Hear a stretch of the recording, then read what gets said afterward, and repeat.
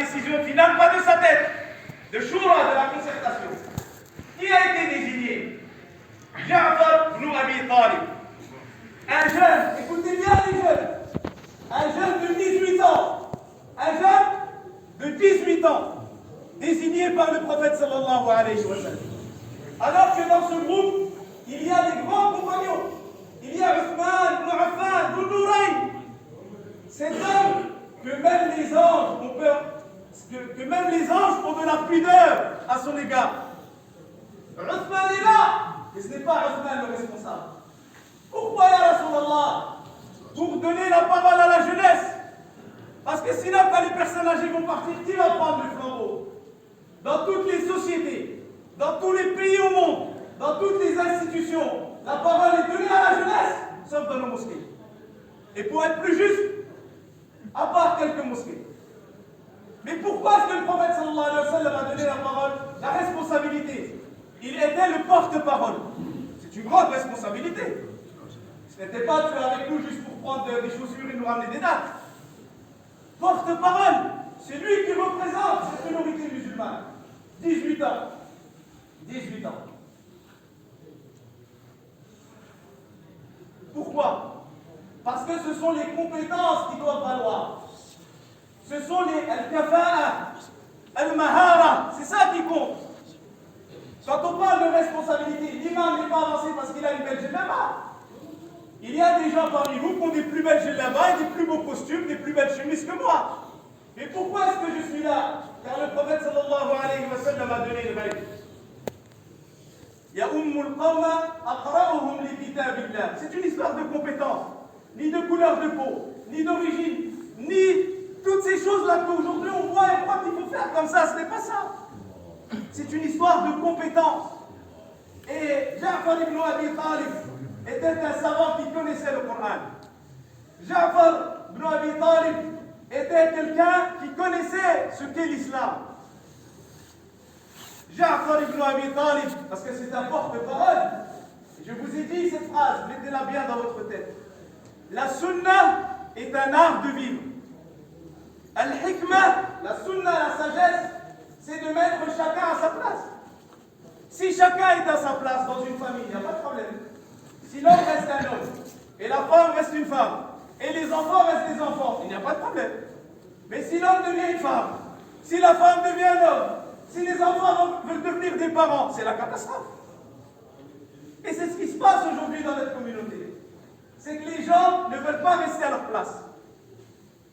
Les gens ne veulent pas rester à leur place. Et après, on dit en arabe, connais ta valeur et reste à ta place. Connais ta valeur et reste à ta place. Moi, je ne suis pas médecin. Beaucoup de gens m'ont demandé est-ce qu'on doit faire le vaccin, etc. J'ai dit allez demander, l'islam nous demande. Moi, je ne suis pas médecin. L'islam nous dit d'aller voir votre médecin traitant. À partir du moment où il est diplômé, compétent et c'est une personne de confiance, c'est à lui que revient la responsabilité. Moi, ma voiture, lorsqu'elle est en panne, je ne la répare pas, je ne suis pas mécanicien, je la ramène chez un mécanicien.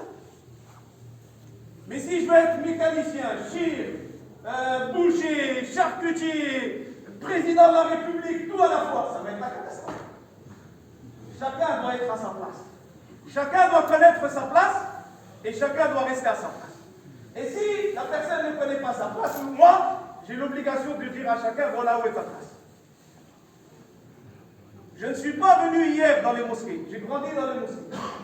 Des fois, il y a des responsables, pas dans cette mosquée, qui sont venus me voir, il m'a dit, fais vite, ne frotte pas. J'ai dit, pourquoi? Il a dit, j'ai un rendez-vous. C'est ça l'islam en France.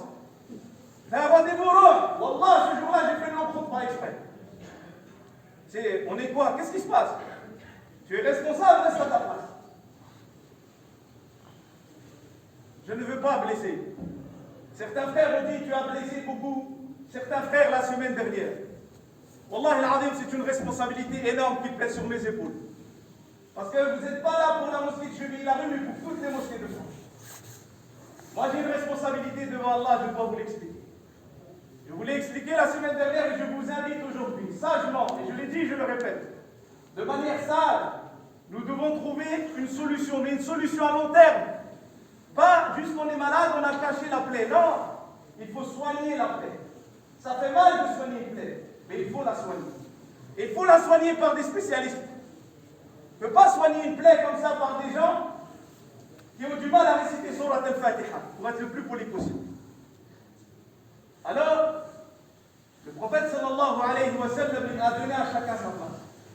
Et nous allons finir dans quelques minutes, incha'Allah ta'ala, lorsque Ja'far a pris la parole. Lorsque chacun est à sa place. Lorsque les âmes sont éduquées. Lorsque les cœurs sont illuminés. Lorsque les cerveaux sont éveillés. Tout se passe bien. Il peut y avoir des petits désagréments.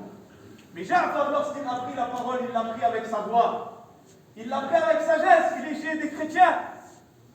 Et il a fait 3 choses exceptionnelles dans son discours. Il a choisi un passage du Coran qui parle de Maryam et de Isa. C'est un choix sage. D'où vient cette sagesse? De son savoir. Et lorsqu'il a expliqué le message de l'islam,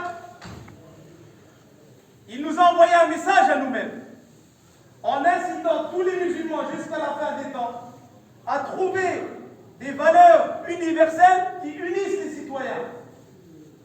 Dans aucun pays du monde, il n'y a que des musulmans, ou que des juifs, ou que des chrétiens, ou que des ça n'existe pas. Il y a de certaines villes, mais il n'y a pas dans tout le pays. Dans tout le pays, non. Alors l'islam nous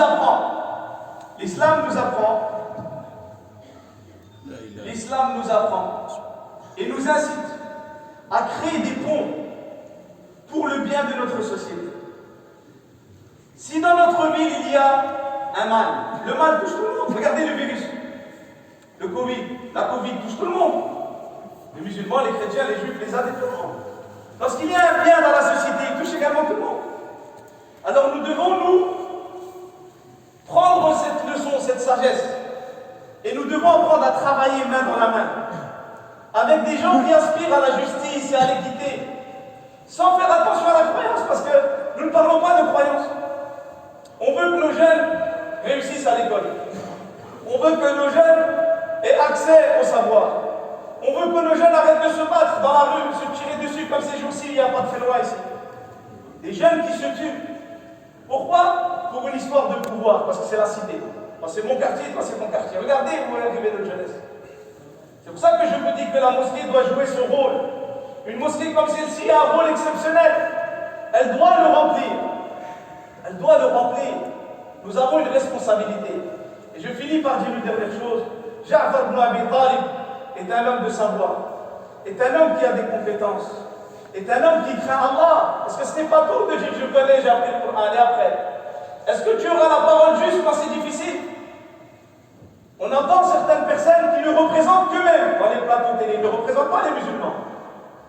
Dire des choses, déformer le message de l'islam, parce qu'ils pensent que s'ils déforment le message de l'islam, ils font bien. C'est une erreur. Regardez Ja'far, ils ont quitté la Mecque. Ce sont des expatriés.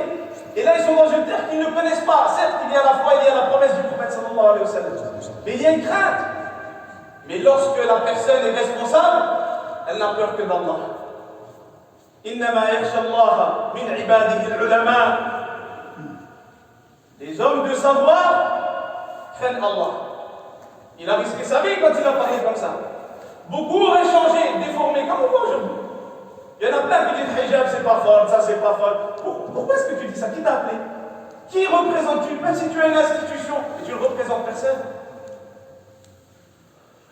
Alors, nous devons prendre la sagesse des moments de la vie du prophète sallallahu alayhi wa sallam. Pas de ce que font les gens. Oui, mais les gens ont fait comme ça dans une mosquée. Oui, on l'a toujours fait comme ça, non. Il faut agir à la lumière du Coran et à la lumière de la Sunna. Et Allah Azza wa Jal nous élèvera dans cette vie et il nous élèvera dans l'autre.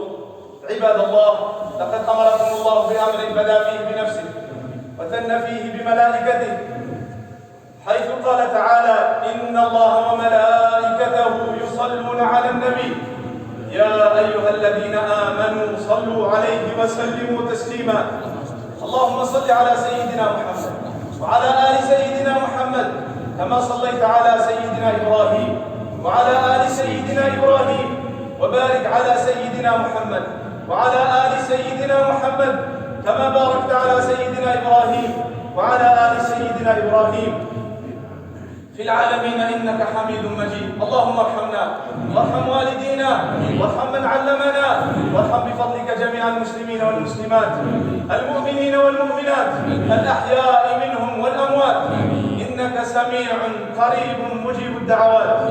اللهم من أراد بنا وبهذا المسجد وبالمسلمين خيرا فوفقه لكل خير وارزق له الحكمة والعلم يا رب العالمين، وارزق له الإخلاص وتقبله عندك. ومن أراد بنا وبهذا المسجد وبالمسلمين سوءا فاهده إلى صراطك المستقيم واكفنا شره واكفنا شره واكفنا شره. اللهم إنا نجعلك في نحورهم ونعوذ بك من شرورهم. اللهم إنا نجعلك في نحورهم ونعوذ بك من شرورهم. اللهم إنا نجعلك في نحورهم ونعوذ بك من شرورهم. وإن لم تكتب لهم الهداية وأنت العلام وأنت علام الغيوب، إن لم تكتب لمن أراد الفتنة، إن لم تكتب له الهداية فدمره كما دمرت عادا وثمود. اللهم اجعل تدبيرهم تدميرهم. اللهم اجعل تدبيرهم تدميرهم. اللهم اجعل تدبيرهم تدميرهم. يا قوي يا عزيز، يا قوي يا عزيز، يا قوي يا عزيز، يا قيوم، يا قيوم، يا حي يا قيوم، برحمتك نستغيث، برحمتك نستغيث. يا رب مع الناس باب، معناش أنا ليس لي باب، ما نمشيش نتبع الناس في الأبواب، بابنا هو باب الله. امين. يا حي يا قيوم، برحمتك نستغيث. اصلح لنا شأننا كله، اصلح لنا شأننا كله، اصلح لنا شأننا كله، ولا تكلنا إلى أنفسنا طرفة عين. سبحان ربك رب العزة عما يصفون والسلام على المرسلين، الحمد لله رب العالمين.